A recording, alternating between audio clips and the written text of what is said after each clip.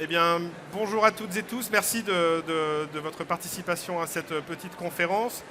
Je suis Emmanuel Bélangier, je dirige Aptilink. Bonjour à tous, je suis Magali Ardelier, responsable formation et développement au sein de Gecina.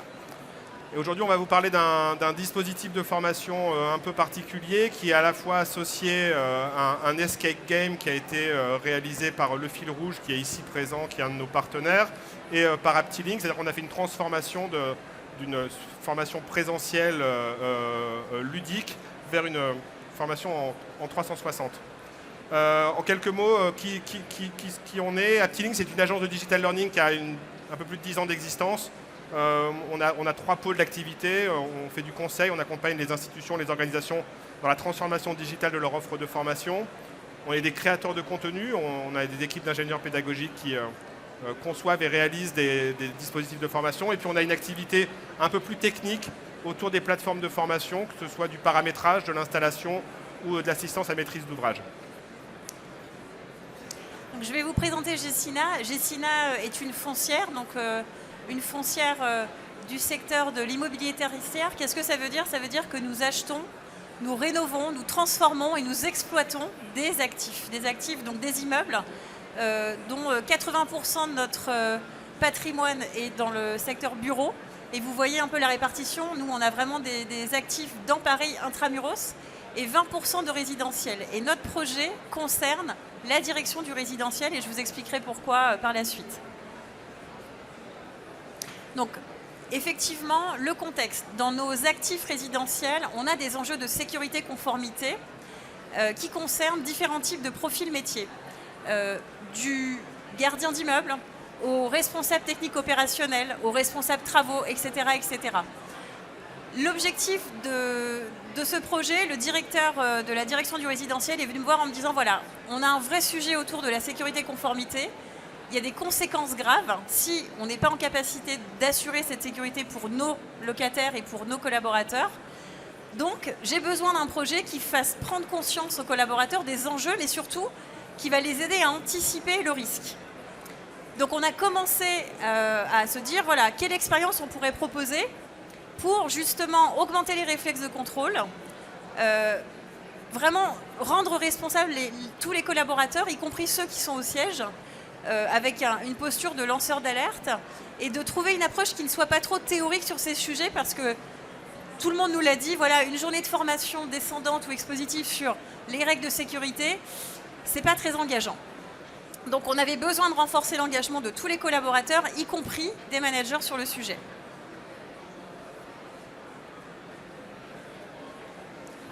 Donc notre proposition a été de réfléchir à un dispositif global avec différentes modalités. Tout d'abord, un escape game.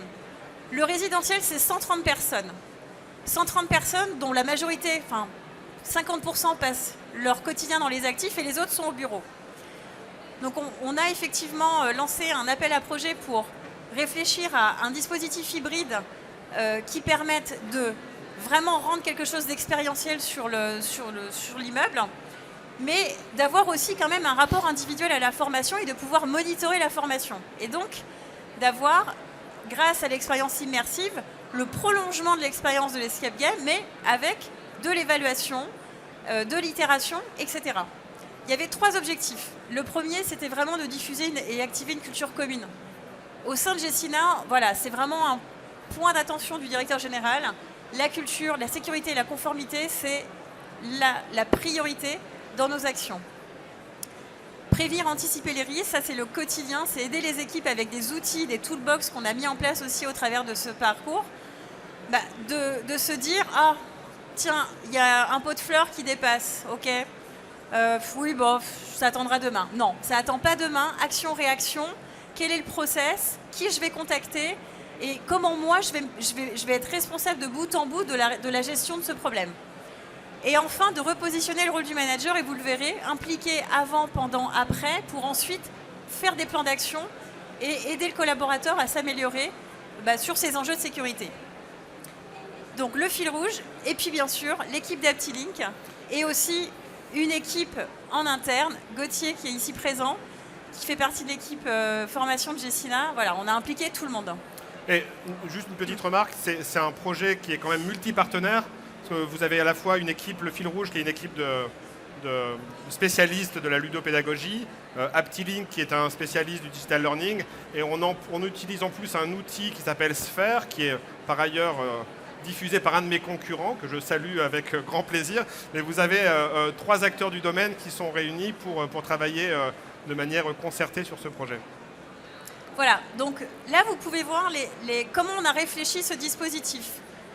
Sensibilisation, ici c'est le rôle de l'escape game, avec la cohésion d'équipe. Tous les nouveaux collaborateurs du résidentiel doivent participer obligatoirement à cet escape game.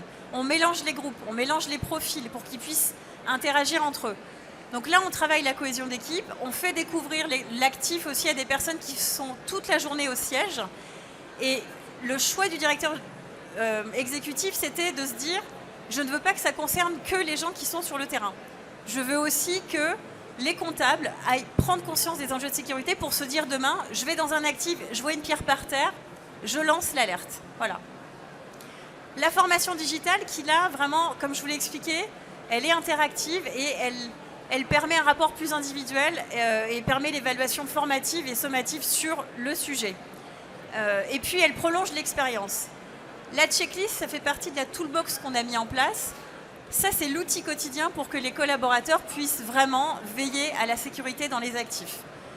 Et enfin, le résultat obtenu ici permet au manager de se dire, OK, quel est le plan d'action que je vais mettre en place pour mon collaborateur sur la base des compétences, bien sûr, qui ont été identifiées et qui ont structuré l'expérience. Est-ce que vous avez des questions ? Très bien. On va faire un focus sur l'escape game. Tout à fait. Donc, 130 personnes. On a déroulé l'escape game dans 5 actifs. Des actifs vraiment de la cave au toit. L'idée, c'était que 2 équipes de 5 personnes, pendant 2 heures, réalisent l'escape game dans un sens différent, avec du digital. C'était très important que le digital soit le fil conducteur de cette expérience. Donc, on a adapté le jeu sur une tablette, on le verra après. Donc ça représentait en fait 12 demi-journées de formation, un Rex où on a fait venir aussi Laurent Vibert, un pompier, pour nous expliquer, pour sensibiliser encore les collaborateurs sur les enjeux de sécurité, mais surtout comment les prévenir. Et puis le jeu a été structuré autour de 6 failles. Ça, c'était vraiment les points chauds, et c'était aussi le risque façade, donc le risque incendie, ascenseur, le risque électrique, la légionnelle. On a des chaufferies, il faut que l'eau soit toujours à une température précise. Moi, je suis très calée maintenant en sécurité conformité. Et les problèmes liés à la signalétique. Donc tout ça venait des retours de terrain, des incidents qui ont pu se produire dans nos actifs et qui peuvent aussi causer des conséquences graves, mortelles, pour nos résidents. Donc on a structuré le jeu sur ces éléments. Une tablette, ça c'était très important. Et vous voyez ici qu'on a toutes les personnes de la direction du résidentiel qui sont représentées. Et l'idée, à la fin de chaque scène, c'était de dire que doit faire un tel, un tel, un tel et un tel pour que chacun ait bien en tête son rôle, son champ d'action et sa responsabilité. Donc un device, un iPad, les équipes, je vous en ai parlé. Bien sûr, le tote bag avec le contenu du jeu, des énigmes à résoudre, des boîtes à ouvrir, du théâtre immersif aussi, c'était très drôle. On a fait venir des comédiens pour surprendre les collaborateurs sur les enjeux d'ascenseur. Et puis, quand même, des questions, beaucoup de questions à réfléchir ensemble. Donc vraiment, c'était l'idée, c'était que les gens se parlent et se posent des questions entre eux pour se dire qui fait ça, comment je réponds à ça, etc. Quelques photos pour vous illustrer. Voilà, nos actifs, on a des résidences, c'est pas des petites résidences, vous voyez. J'ai pas le nombre exact, mais de locataires qu'on peut avoir dans un actif, mais c'est des... Il y a parfois 10-15 étages, c'est très, très, très, très grand. Et on les a fait circuler partout, de la cave au sous-sol, sur les toits. Donc c'était assez complet. Expérience 360, tu peux peut-être... Peut-être que tu peux rappeler les objectifs, et notamment le lien de cause à effet qui a été... Exactement. Donc l'important, c'était d'insister sur le lien de cause à effet. Là, on a voulu un peu resserrer. Alors, l'escape game, il y avait ce côté aussi entertainment, ludique, expérientiel, cohésion d'équipe. pour leur faire prendre conscience. Et là, avec l'expérience 360, on a resserré un petit peu les enjeux en disant, voilà, le discours, on s'est dit, parce que ce qu'il faut vous dire, et c'est en toute transparence, on s'est rendu compte qu'après l'escape game qui a été réalisé en mai, qu'à la suite, les comportements ont changé. Effectivement, on a demandé à tout le monde de venir avec les EPI faire le jeu. Déjà, il fallait que tout le monde vraiment comprenne ce qu'est un EPI, un équipement de protection individuelle. Et on s'est rendu compte qu'il y avait encore des choses à améliorer. Donc, l'expérience 360, on s'est dit, OK, là, on a insisté sur la gravité, sur la conséquence. Si tu ne fais pas ça, voilà ce qui peut se passer. Et effectivement, l'idée, c'était de ne pas mettre la barre trop haut. On a hésité, hein. Un serious game, de la réalité virtuelle plus poussée ou bien de la réalité augmentée. Et on s'est calé aussi sur la maturité de Gecina en lien avec les compétences digitales. Voilà, il fallait aussi proposer une expérience que les collaborateurs puissent s'approprier. On a des personnes qui au quotidien n'utilisent pas un ordinateur, sont vraiment sur le terrain, donc il fallait trouver un juste milieu. Et l'idée, effectivement, c'était qu'on ait une évaluation individuelle des connaissances pour vraiment mesurer le niveau de connaissance et de maîtrise de ces enjeux. Je te laisse peut-être... Oui, donc on a conçu une visite virtuelle qui est un mix entre différentes modalités pédagogiques. L'un des enjeux pédagogiques de cette visite en 360, c'était de ne pas répliquer à l'identique l'escape game et donc d'avoir en fait une approche totalement différente. Enfin, totalement différente, c'est-à-dire que ne pas passer uniquement par le risque, mais passer par la zone physique. C'est pour ça qu'on retrouve, et on a nommé les lieux tels qu'ils le sont en réalité, et non pas par le risque qu'ils représentent. Ce qui nous a permis d'avoir cette visite qui est en 6 étapes, qui reprend quand même, pour ancrer les connaissances, les 6 risques précédemment identifiés dans l'escape game. Et surtout, on a voulu mettre en œuvre une typologie d'activité récurrente qui permet un ancrage assez fort des connaissances pour les collaborateurs. Donc, déjà, il y a cette notion de chasse au risque. C'est-à-dire qu'il faut repérer là où un risque existe.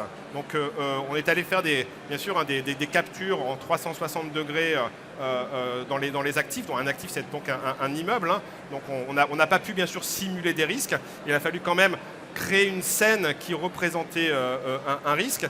Et là, la demande du directeur de la conformité, hein, c'était de faire prendre conscience, un peu de faire peur aux collaborateurs. De lui dire, en fait, le risque n'est pas... c'est non négociable. C'est-à-dire que c'est pas juste, j'identifie ce risque, j'écris un email à la personne compétente et je m'en lave les mains, mais de dire vraiment d'inclure une culture du risque assez forte.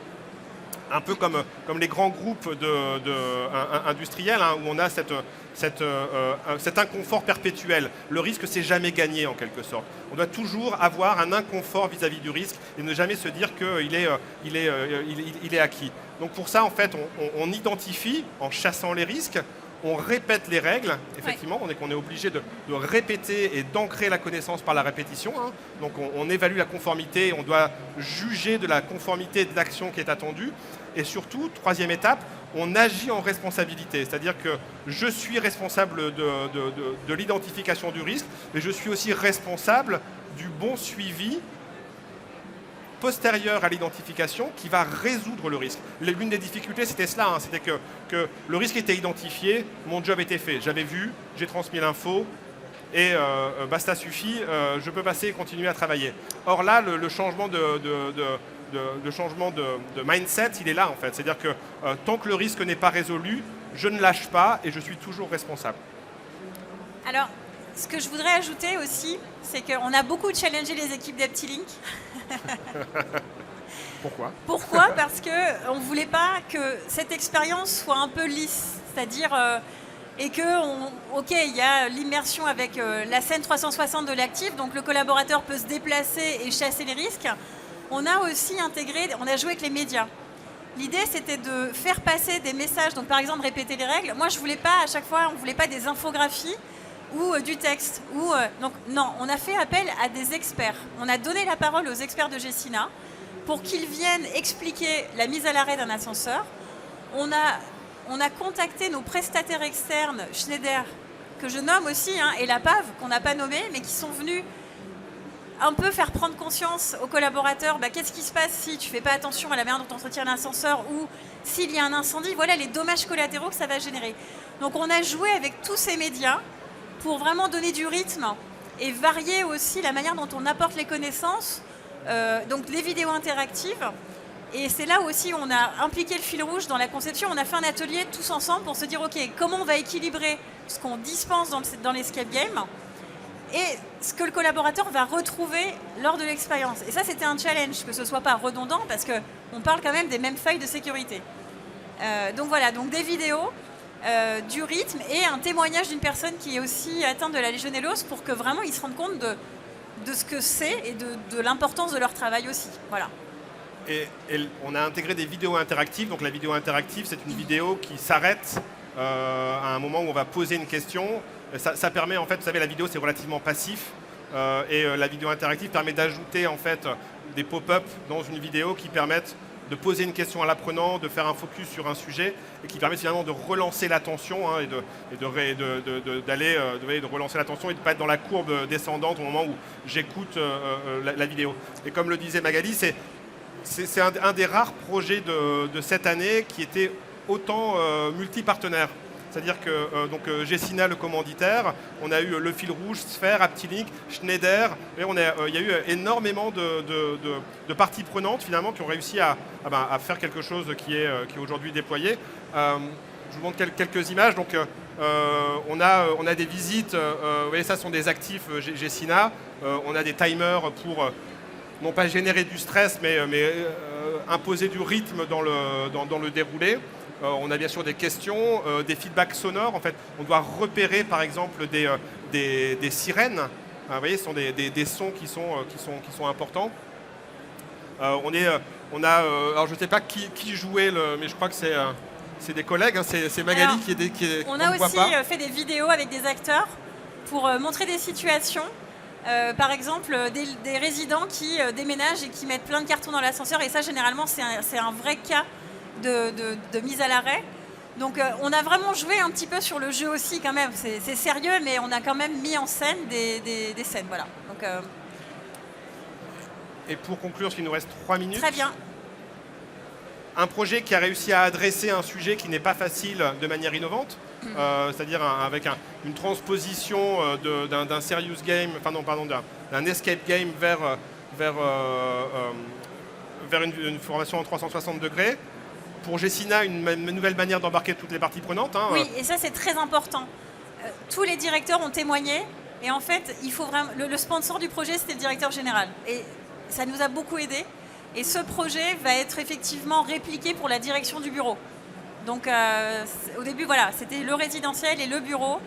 Tous les membres COMEX l'ont testé et tous les directeurs. Voilà, c'était important pour le directeur général que tout le monde fasse, et ça c'est important. Voilà, c'est un vrai levier d'engagement et d'adhésion pour les employés. Un budget facilement amorti, c'est-à-dire que les budgets ne sont pas totalement délirants. C'est-à-dire que faire une photo en 360 d'un actif, y ajouter de l'interactivité, ce ne sont pas les prix de la réalité virtuelle, ce n'est pas les prix du serious game, ce sont des prix qui sont assez accessibles parce que finalement, la conception pédagogique peut être faite de manière assez rapide et ça ne demande pas un dispositif technologique énorme. C'est-à-dire qu'en une journée, on a fait une journée et demie de tournage, vous voyez, avec une équipe de 2 ou 3 personnes. Oui, voilà. On a réussi à avoir des collaborateurs qui étaient dans un actif pour faire les prises de vue, tandis que les autres étaient à l'étage d'après avec l'ascenseur. Donc, vous voyez, on n'a pas besoin de mobiliser 10 personnes, des maquilleurs, etc., ou un dispositif technique trop lourd. Donc, ça veut dire que le budget est maîtrisable. Magali, tu confirmes? Si vous avez des questions, vous pouvez venir me voir. Oui. Et réplicable sur le bureau. Voilà. Je me demandais juste, vous avez parlé de virtuel, de réalité. On va terminer. Est-ce que vous avez des... On va attendre que monsieur pose sa question. Alors, effectivement, on a parlé de réalité virtuelle et on est parti sur la réalité augmentée parce que la réalité virtuelle, on trouvait que les casques, on n'était pas prêt chez Gessina pour proposer ce genre d'expérience qui nécessite aussi de faire venir les gens en présentiel parce que nous, on est coté en bourse, on doit effectivement suivre notre plan. Et donc, il y avait des contraintes. Et on s'est dit, on choisit un intermédiaire pour prolonger l'expérience, on fait un premier test. On peut utiliser les casques pour aussi suivre cette expérience. Mais on est parti sur quelque chose qui était adapté au profil de nos apprenants, à la culture de l'entreprise, et puis aussi, je vais être très honnête, à notre budget. Voilà. Donc au final, c'est devant un PC. Et la notion de C'est casque... devant un PC, tout à fait. Oui. Et de toute façon, ça c'était une condition incontournable que la personne puisse être autonome et le faire. Mais les deux sont possibles, c'est-à-dire que l'expérience qui est sur PC peut être diffusée sur un casque aussi en fait. Avec le même export, on peut faire la diffusion sur casque. Donc on peut faire aussi des événements ad hoc. Vous voyez, un événement sécurité auquel vous réunissez tous les collaborateurs dans le magnifique hall de Gessina dans le centre de Paris. Et on peut faire des choses comme celle-ci. Voilà, je vous remercie. Merci beaucoup. Notre temps Merci pour Nous sommes votre au stand de T23 présence. si vous avez des questions, si vous voulez voir Et pour une voir démonstration, aussi une démonstration à quoi live. ça ressemble. Voilà, merci. Merci.